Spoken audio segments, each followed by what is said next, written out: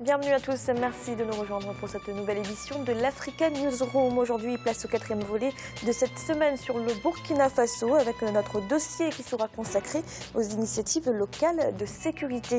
Au programme également de cette émission, en République démocratique du Congo, Moïse Katumbi, ancien gouverneur du Katanga, a officialisé sa candidature pour la présidentielle. Il est dans le même temps sous le coup d'une enquête demandée par le pouvoir. Et le Cameroun et le Nigeria renforcent leur coopération dans la lutte contre le groupe terroriste Boko Haram. Et pour nous accompagner pendant cette émission, Serge Dossouyouvo, vous êtes consultant en politique de développement, bienvenue.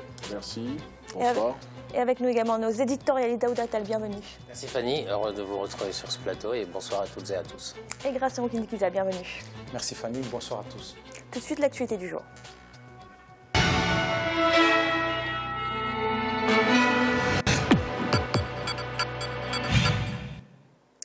Moïse Katumbi est donc au centre de toutes les attentions en République démocratique du Congo. L'ancien gouverneur du Katanga vient d'officialiser sa candidature à la prochaine présidentielle. Il vient dans le même temps d'apprendre l'ouverture d'une enquête à son encontre. Le pouvoir l'accuse d'avoir recruté des mercenaires. Sa résidence aurait d'ailleurs été encerclée ce jeudi. Écoutez Pierre Lumbi, président du G7, la coalition de partis qui soutient la candidature de Moïse Katumbi.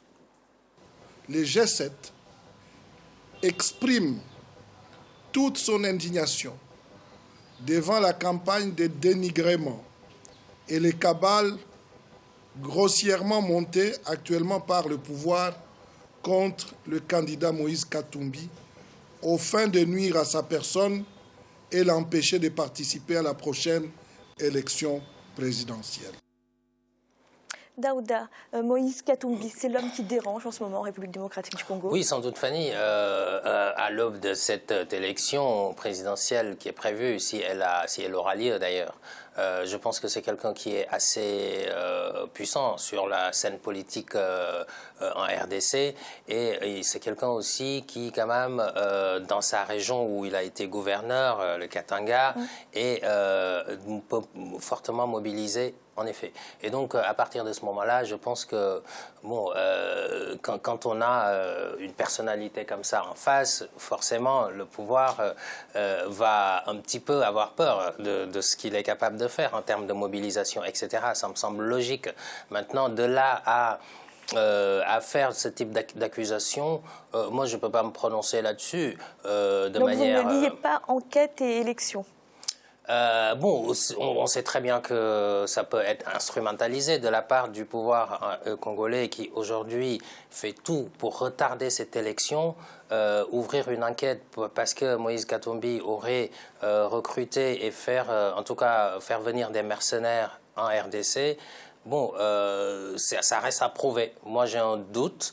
Maintenant, je ne peux pas dire non plus. C'est le procureur qui ouvre une enquête.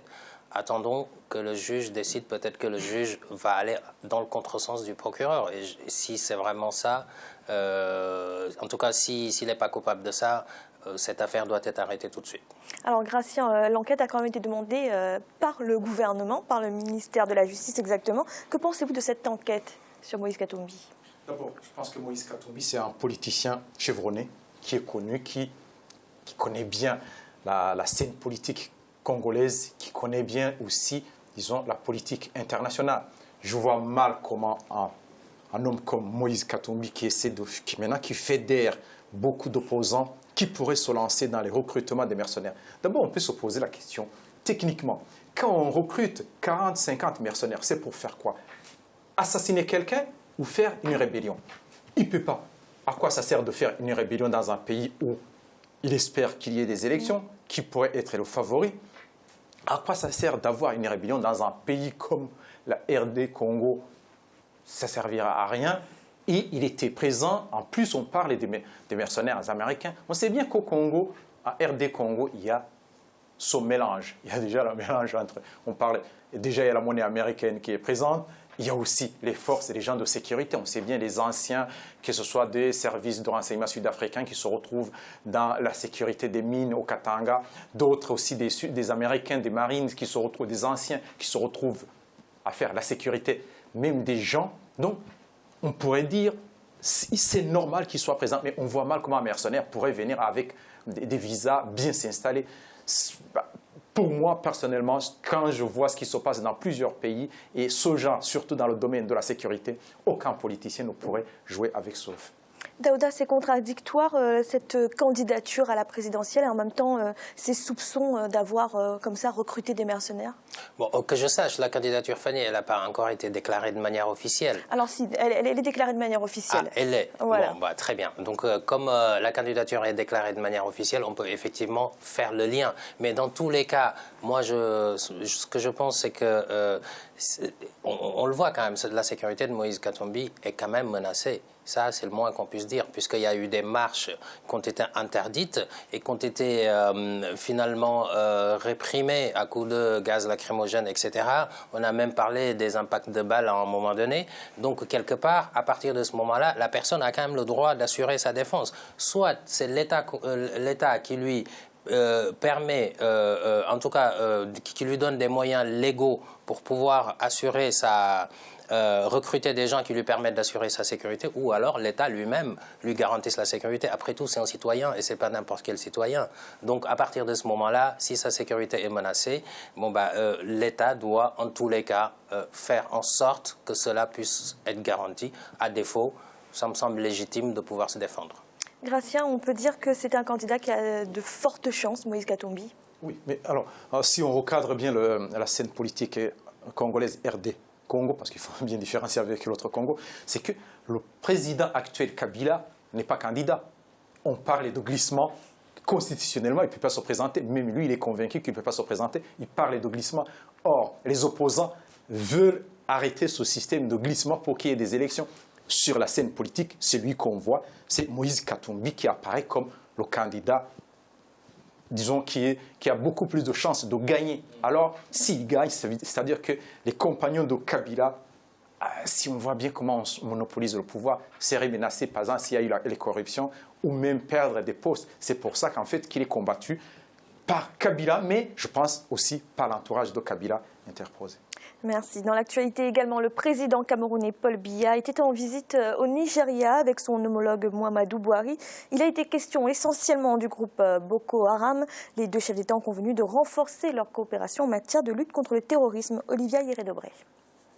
Cameroun et le Nigeria s'unissent dans la lutte contre le terrorisme. Le voyage officiel de 2 jours au Nigeria du président camerounais s'est achevé ce mercredi 4 mai 2016. L'un des points cruciaux abordés lors des échanges a été la lutte contre les violences perpétrées dans plusieurs pays d'Afrique centrale et de l'Ouest par Boko Haram, un ennemi commun qui mobilise les services de défense des deux pays. Nous sommes prêts à travailler avec vous pour mettre en commun l'immense potentiel que nos deux pays possèdent afin de créer des opportunités pour nos populations dans l'intérêt de la sécurité et du développement national de nos pays.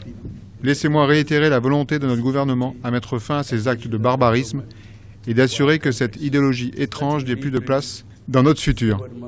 Nous allons étendre nos responsabilités et rester concentrés. Nous avons besoin de la coopération de tous les citoyens sérieux de nos deux pays, dans la région et sur le continent.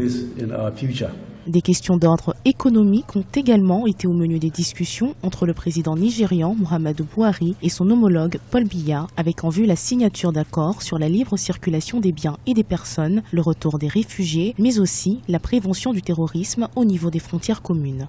Nous avons conscience que la situation sécuritaire est primordiale. Mais nous comprenons également qu'il faut se focaliser sur les défis sur le plan économique pour stabiliser la situation dans les zones affectées par la secte Boko Haram.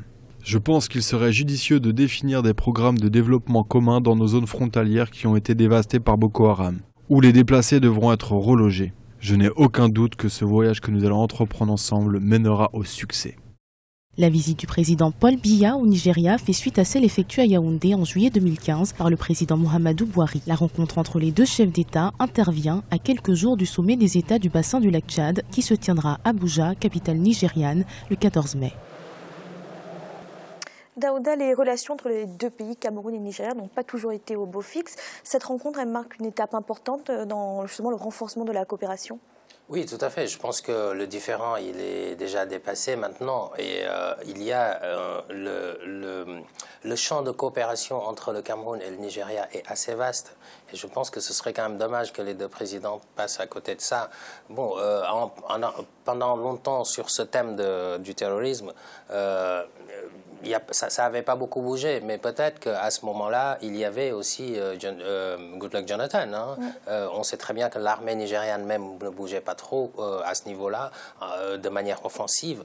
Et donc aujourd'hui, qu'il y a Buhari, je pense que c'est le moment idéal pour le président camerounais Paul Biya de raffermir les relations entre les deux pays. Bon, le président Buhari a quand même effectivement a quand même été le premier à se rendre au Cameroun, et ça c'est un geste salutaire. Donc pour moi les relations se réchauffent, et c'est une bonne chose, puisque la nébuleuse Boko Haram, pour la combattre, cela quand même nécessite beaucoup de moyens, pas que des moyens militaires, je sais que Gratien va sans doute appuyer là-dessus, mais aussi des moyens liés au développement, parce que sans le développement, ce sera très facile de recruter pour Boko Haram. Alors oui, justement, Gratien, on entend souvent que c'est l'aspect renseignement qui fait encore défaut entre ces deux pays, Cameroun et Nigeria. Est-ce que vous partagez cet avis? Oui, il y a l'aspect renseignement, l'aspect aussi partage d'informations entre les deux pays, mais on doit se dire que même si on possède les informations, le renseignement, il y a aussi l'aspect militaire. Je pense que le Nigeria a péché les années passées, depuis la naissance, le début de Boko Haram, au niveau de la stratégie militaire. Il y a vraiment des critiques envers les généraux nigérians. On voit bien qu'il y a beaucoup de corruption, ce qui s'est passé. Mais la stratégie militaire adoptée, Boko Haram, comme je l'ai toujours dit, Boko Haram ne s'est pas comporté en tant que mouvement terroriste, contrairement à ce que les gens pensent, mais s'est comporté en tant qu'armée régulière. Là, Boko Haram a offert une occasion en or à l'armée nigériane d'être battue, en ouvrant en front une offensive. L'armée nigériane possède des moyens suffisants pour battre Boko Haram, mais c'est sur la stratégie qu'ils se sont trompés. Et finalement, on voit bien que le Nigeria n'a pas voulu faire la guerre. Ce sont d'autres pays qui sont venus faire la guerre, le Tchad et le Cameroun. Espérons qu'avec Buhari, que tout change. Serge Dossou, quel regard portez-vous cette coopération entre le Nigeria et le Cameroun face à Boko Haram? Non, je pense que, comme disaient mes prédécesseurs, l'arrivée du président Buhari marque un nouveau départ, pour emprunter une expression récemment béninoise. Oui, un nouveau départ dans les relations et surtout dans cette volonté commune de combattre cette secte qui crée des ravages dans la sous-région et ailleurs. Je pense que le déplacement du président Paul Biya, qu'on sait, ne se déplace pas pour rien. Et prouve également que de l'autre côté, ils ont envie de se donner la main pour aller à l'encontre et faire face définitivement à cette secte. Et je crois qu'elle pose beaucoup de problèmes de personnes déplacées, de santé, d'éducation, pour que le renseignement aujourd'hui, partager les informations et définir ensemble des politiques de développement, des politiques de combat, ce soit négocié et discuté au plus haut niveau de l'État. Je crois que c'est une très bonne chose. Daouda, rapidement, on dit depuis quelques semaines, voire quelques mois, que Boko Haram est en perte de vitesse. Est-ce qu'il est encore trop tôt pour dire cela? Non, je crois que Boko Haram est en perte de vitesse, mais il faut se méfier aussi, parce que, bon, le président, par exemple, Idriss Déby avait déjà lancé un ultimatum à Boko Haram en disant en quelques mois, il serait combattu. Il est encore là, et je pense qu'il faut être vigilant, puisque depuis que Boko Haram a fait allégeance à l'État islamique, depuis ce moment-là, la donne change. La donne change parce que maintenant, elle a beaucoup plus de soutien. Elle arrive à internationaliser son combat. Et c'est là qu'il faut vraiment être méfiant.